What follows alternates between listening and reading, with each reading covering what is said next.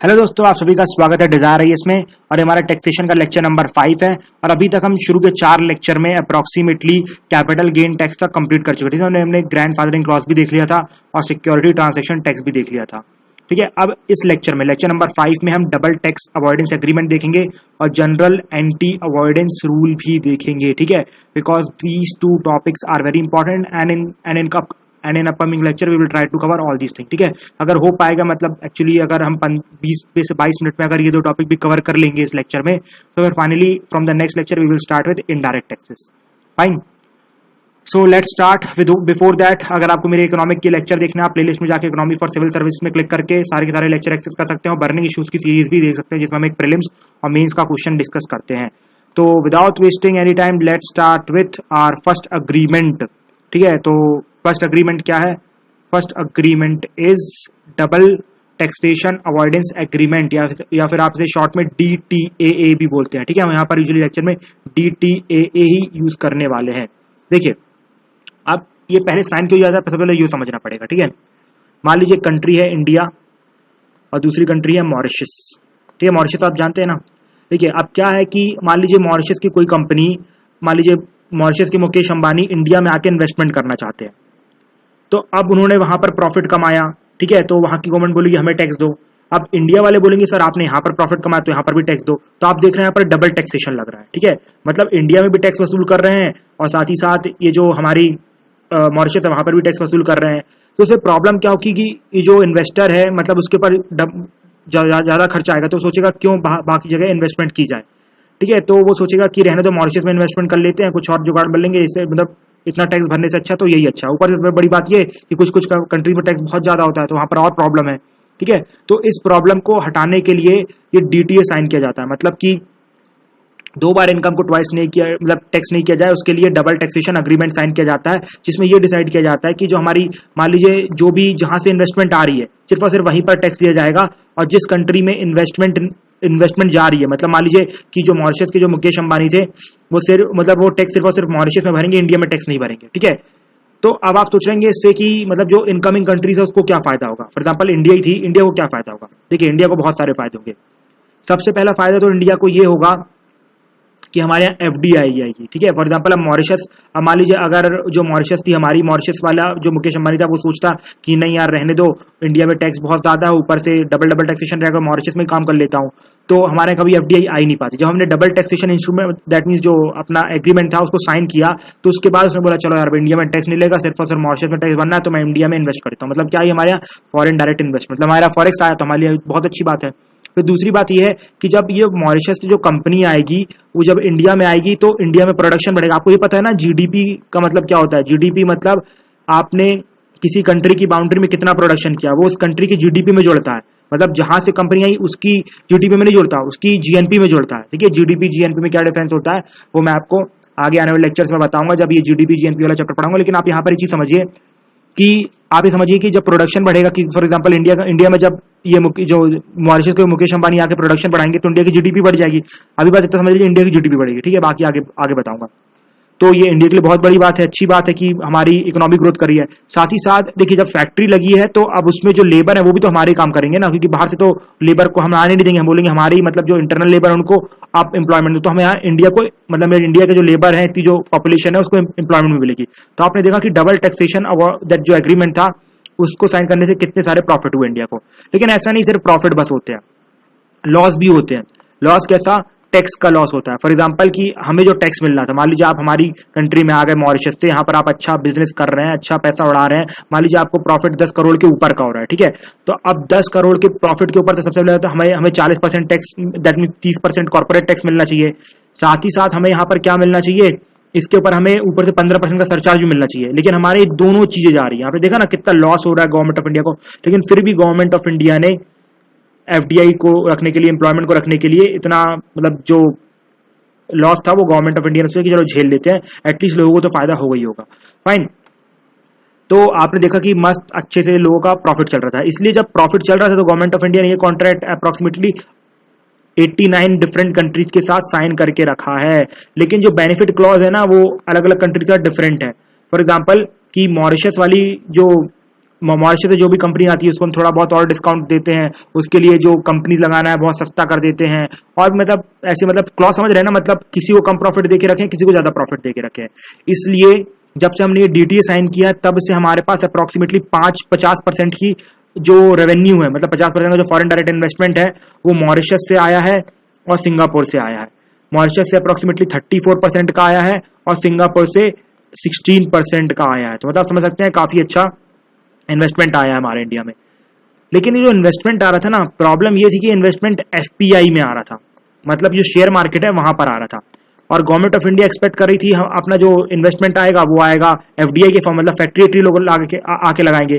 जब government of India ने देखा भाई फैक्ट्री तो लगा नहीं रहे हैं, मतलब एक तो हमारा टैक्स का लॉस था हम मानते हैं, ठीक है, मतलब कैपिटल गेन टैक्स का लॉस है वो तो हम देख ही रहे हैं, लेकिन ऊपर से मतलब आपने क्या नौटंकी कर दी कि मतलब ऊपर से आप ये एफपीआई में लगा रहे, हमें प्रॉफिट भी नहीं हो रहा है। लेकिन फिर गवर्नमेंट ऑफ इंडिया ने काफी रिसर्च की, उसके बाद गवर्नमेंट ऑफ इंडिया को ये पता चला कि इन्वेस्टमेंट रियल में इन्वेस्टमेंट नहीं है, ये तो हमारे यहाँ के चोरों के पैसे हैं। चोरों के पैसे कैसे हैं, फिर से पी नोट्स वाला कॉन्सेप्ट याद करके, ये जो मॉरिशस में देखिए सबसे पहले तो आपको पता होना चाहिए कि मॉरिशस और सिंगापुर से इतना मतलब इतना ये एफडीआई क्यों आ रहा था। मॉरिशस और सिंगापुर से इतना एफडीआई इसलिए आ रहा था जस्ट बिकॉज कि ये जो मॉरिशस और सिंगापुर में बहुत ज्यादा कम टैक्सेस लगते हैं। फॉर एग्जांपल अगर हमारे यहाँ 30% टैक्स लग रहा है तो वहां पर मुश्किल से 10 से 12% टैक्स लगता है। तो आप क्या प्रेफर करेंगे, डायरेक्टली इंडिया में टैक्स पे करना या फिर मॉरिशस में टैक्स पे करना? ऑब्वियस सी बात है कि आप मॉरिशस में टैक्स पे करेंगे। इसलिए क्या करी थी इंडिया की कंपनी, और फिर इसके बाद जो इंडिया का जो आप पी नोट्स वाला समझ जाइए, पी नोट्स एफपीआई के थ्रू। इसके बाद जो कंपनीज रियल में इन्वेस्टमेंट करना चाहती थी इंडिया में, उनको क्या था कि डायरेक्ट अपनी कंट्री में आना था, लेकिन वो लोग भी जाके मॉरिशस में जा रही थी। मॉरिशस में क्या था कि टैक्स 10 से 12% लग रहा था, तो उन्हें वहां पर भी अच्छा फायदा हो रहा था। तो कंपनी एक तरीके से लगातार मॉरिशस में जा रही है और एफपीआई के फॉर्म में पैसा भेज रही, तो गवर्नमेंट ऑफ इंडिया को लगातार लॉस पे लॉस हो रहे थे। गवर्नमेंट ऑफ इंडिया की ये रिसर्च हो गई, ठीक है। फिर गवर्नमेंट को इंडिया को जब पता चला कि इतना लॉस हो रहा है, तो गवर्नमेंट ऑफ इंडिया ने डिसाइड किया कि अब हम क्या करेंगे, जो कॉन्ट्रैक्ट इसको ही अमेंड कर देंगे, ठीक है। अब कैसा कॉन्ट्रैक्ट गवर्नमेंट ऑफ इंडिया ने अमेंड करना चालू किया, गवर्नमेंट ने बोला कि मॉरिशस से उसी इन्वेस्टमेंट को टैक्स, जैसे फॉर एग्जांपल अब देखिए मॉरिशस से कोई भी इन्वेस्टमेंट आती थी, मतलब कोई भी आके फैक्ट्री लगाता था, तो हम उसे सीधा बोलते थे कि भैया आपको सिर्फ मॉरिशस में टैक्स भरना है। लेकिन हमने बोला कि सर आप मॉरिशस में तभी टैक्स भरेंगे जब आपकी कंपनी का हेडक्वार्टर मॉरिशस में होगा, ठीक है। अगर आपकी कंट्री का हेडक्वार्टर मॉरिशस में नहीं है तो आपको इंडिया में टैक्स भरना पड़ेगा और मॉरिशस में टैक्स भरना पड़ेगा। तो पहला हमने स्ट्रिक्ट रूल ले लिया, ठीक है। फिर दूसरा ये बोला कि सर आपकी जो कंपनी है वो एटलीस्ट 2 साल पुरानी होनी चाहिए सिंगापुर में, अगर आपकी इन्वेस्टमेंट सिंगापुर से आ रही है, और एटलीस्ट 1 साल पुरानी होनी चाहिए अगर मॉरिशस से आ रही है तो, ठीक है। तो आपने देखा कि यहाँ पर गवर्नमेंट ऑफ इंडिया ने एक और जो शेल कंपनी वाला था ना, कि मतलब कोई भी आके इन्वेस्टमेंट कर देता था, वो खत्म कर दिया।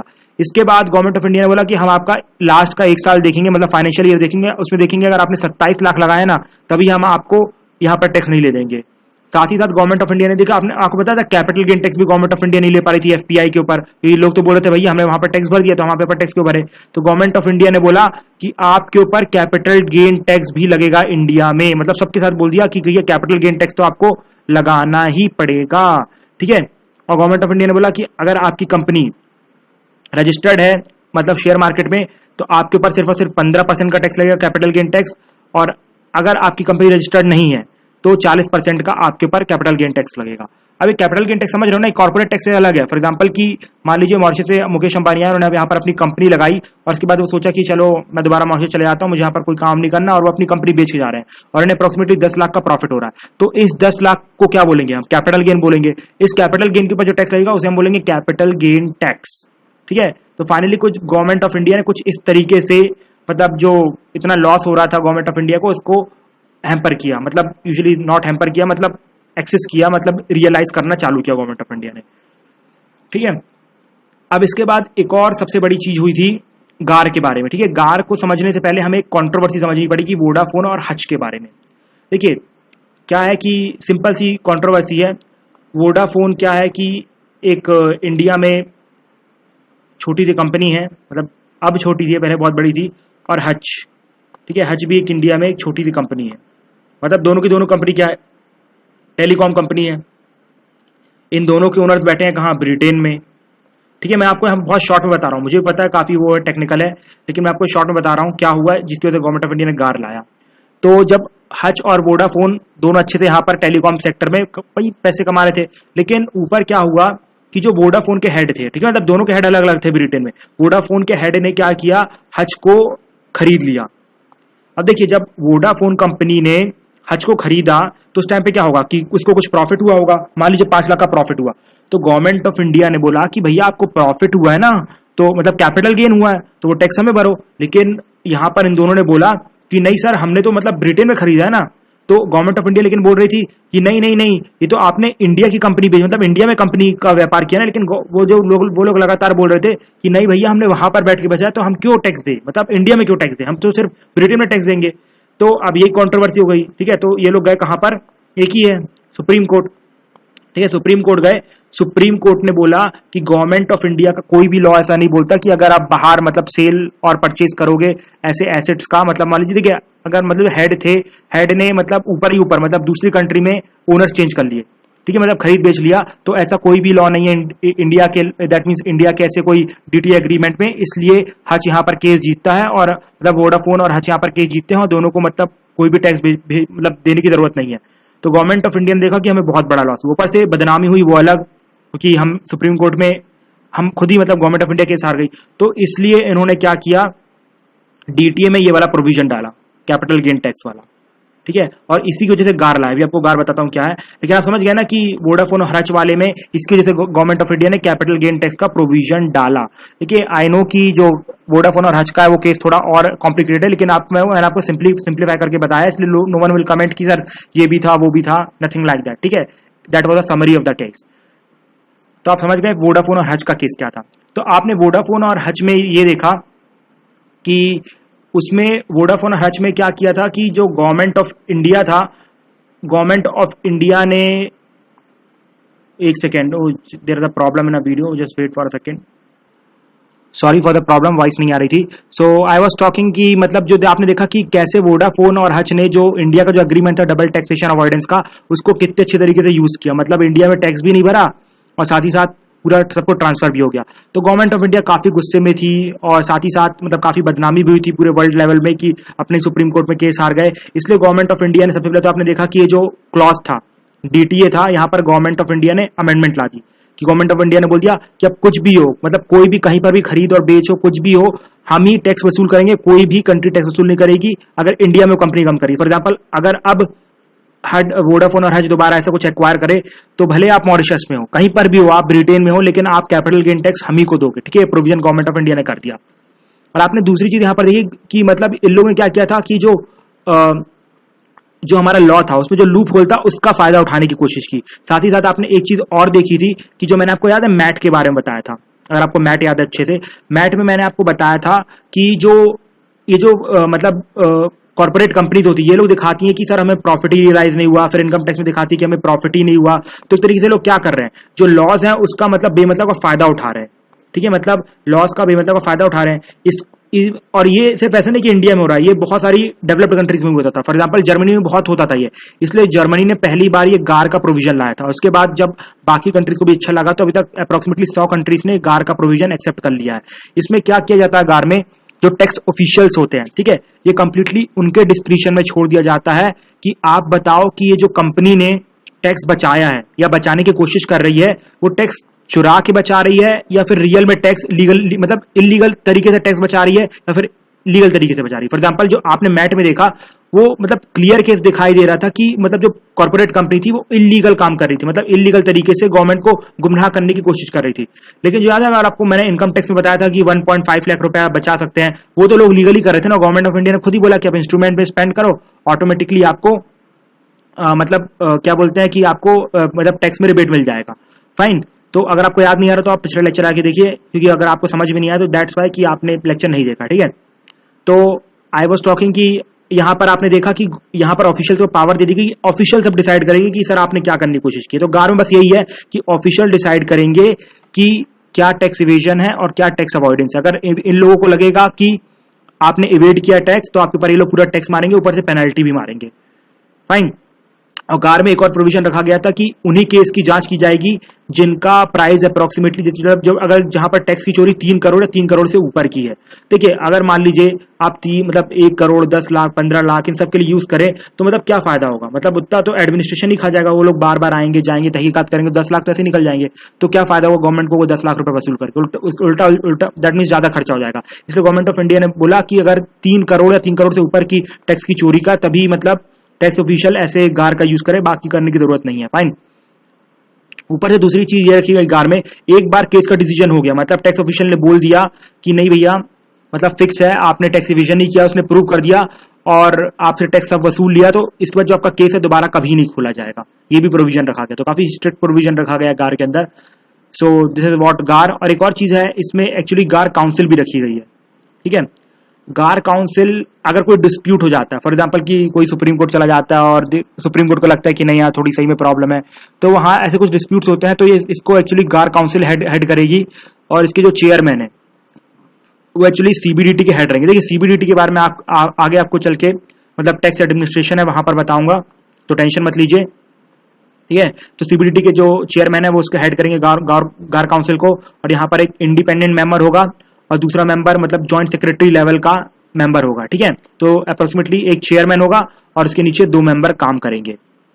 और अगर फॉर एग्जांपल डीटीए, ठीक है, जो अपना डबल टैक्सेशन अवॉइडेंस एग्रीमेंट है, उसमें और गार में कोई कॉन्फ्लिक्ट होता है, फॉर एग्जांपल कि मान लीजिए गार में लिखा है कि जो कैपिटल गेन टैक्स मतलब जिस तरीके से उन्होंने कैपिटल गेन टैक्स को थोड़ा बहुत बचाया, मान लीजिए वोडाफोन अराची ने, ठीक है, मान लीजिए अब उन्होंने बोला कि नहीं 10% नहीं 5% ही हो पाएगा, मतलब एक तरीके से हो सकता है कि उन्होंने चोरी करके बता रहे हो कि नहीं नहीं ये तो मतलब आपको सिर्फ 10 से 5% ही वसूल करना है, लेकिन गार के अकॉर्डिंगली मतलब ऑफिशियल के अकॉर्डिंगली उन्होंने मतलब चोरी की है, तो उस टाइम पे गार को ज्यादा प्रायोरिटी दी जाएगी एज कम्पेयर टू DTAA, ठीक है। तो आपने गार को एक तरीके से ऊपर ही रख दिया गया, मतलब कहीं पर भी आप अगर डीटीए को यूज करके अगर आप चोरी करो, चाहे कैसी भी चोरी करो, और 3 करोड़ से ऊपर की चोरी है, तो गार को इंपॉर्टेंस दी जाएगी और ये टैक्स ऑफिशियल डिसाइड करेंगे क्या सही है क्या गलत है। और आपने देखा ना कि गवर्नमेंट ऑफ इंडिया हच और वोडाफोन वाले केस में कितना गुस्सा थी, ठीक है। तो गवर्नमेंट ऑफ इंडिया क्या चाहती थी कि ये जो अपना ये जो अब कैपिटल गेन टैक्स का कोई प्रोविजन नहीं था, गार का भी कोई प्रोविजन नहीं था, तो गवर्नमेंट ऑफ इंडिया ने डिसाइड किया कि हम इसे रिट्रोस्पेक्टिवली इफेक्ट में लाएंगे। मतलब ये देखिए, कोई भी लॉ अगर आता है, फॉर एग्जांपल अगर लॉ 1 अप्रैल को बना, तो उसे इंप्लीमेंट कब से 2 अप्रैल से किया जाएगा।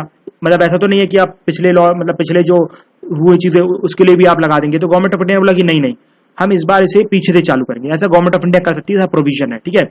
लेकिन पारसारथी शो में कमेटी बनाई गई, ठीक है, टैक्स एडमिनिस्ट्रेशन रिफॉर्म्स के ऊपर। उसने बोला कि सर ऐसा मत करिए, नहीं तो बाकी जो देश है उनके सामने हमारी जो छवि बहुत खराब होगी।